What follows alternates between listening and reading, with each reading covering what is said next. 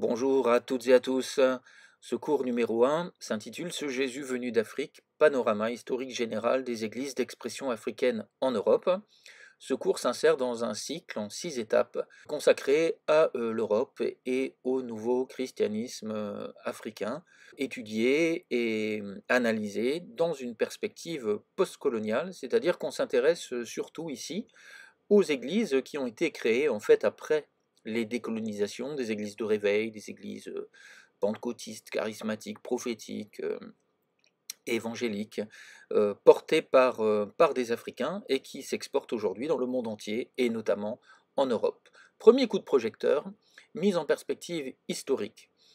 Avec un rappel, la christianisation de l'Afrique ne date pas du XVIe, du XVIIIe ou du XXe siècle, elle remonte au 1er siècle. Et l'Afrique a été en fait impactée par le christianisme avant même que le continent européen le soit. Et des pays comme l'Égypte, l'Éthiopie sont marqués par une présence bimillénaire du christianisme.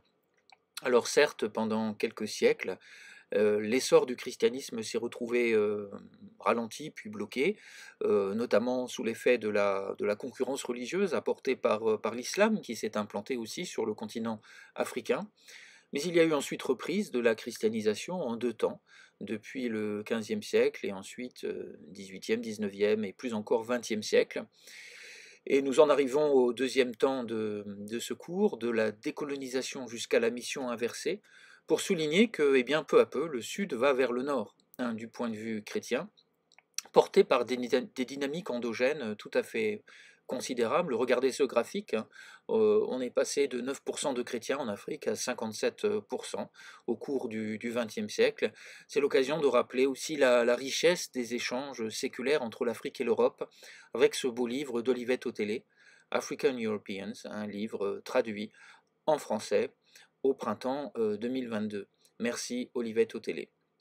Alors longtemps, la part chrétienne de l'immigration africaine en Europe s'est trouvée invisibilisée, avec ce cliché migrant égale musulman.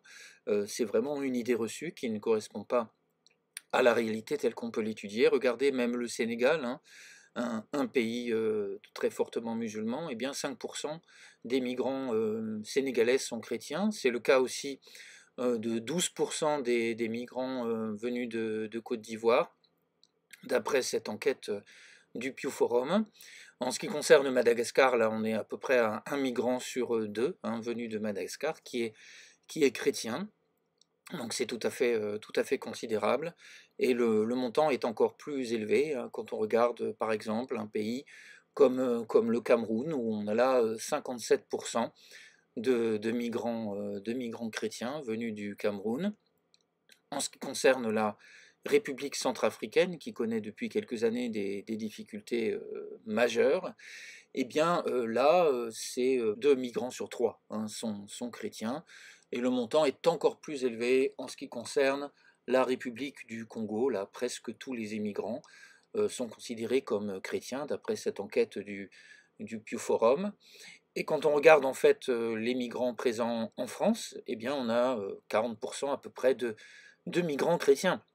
Donc l'équivalence migrant égale musulman est complètement trompeuse. Et il est grand temps de s'intéresser un peu plus à l'impact chrétien de ces églises venues d'Afrique, avec 4 étapes: l'invité, le locataire, le transplanté, l'implanté. Au départ, eh bien, on s'invite, on ne crée pas d'assemblée. Et puis petit à petit, avec un effet de génération, eh bien, on finit par s'implanter, porté par ces nouvelles offres chrétiennes postcoloniales venues d'Afrique, comme le réveil congolais qui se déploie depuis les années 50 et qui impacte considérablement les christianismes européens. Alors dernier coup de projecteur, un fil directeur: réussir comme Moïse et Joseph. Moïse, c'est la figure biblique par excellence de la libération, de l'émancipation, évoquée aussi dans la musique gospel, et qui est traitée par beaucoup de pasteurs, notamment le pasteur Martin Moutier-Bellé, fondateur de la méga-church Nouvelle-Jérusalem à Bruxelles. Moïse, mais aussi Joseph, Joseph, autre figure biblique majeure, très importante dans les répertoires prêchés et chantés Joseph, ancien esclave, parvenu au sommet, devenu premier ministre de Pharaon, c'est également donc une figure enseignée, prêchée dans l'église Nouvelle-Jérusalem à Bruxelles, à Molenbeek. Et c'est l'occasion de conclure sur ces propos d'Afé Adogame, auteur d'un ouvrage de référence sur la question. Oui, le christianisme africain a contribué à la reconfiguration du christianisme en Europe, et ça mérite qu'on y revienne lors des cours suivants. Merci pour votre attention.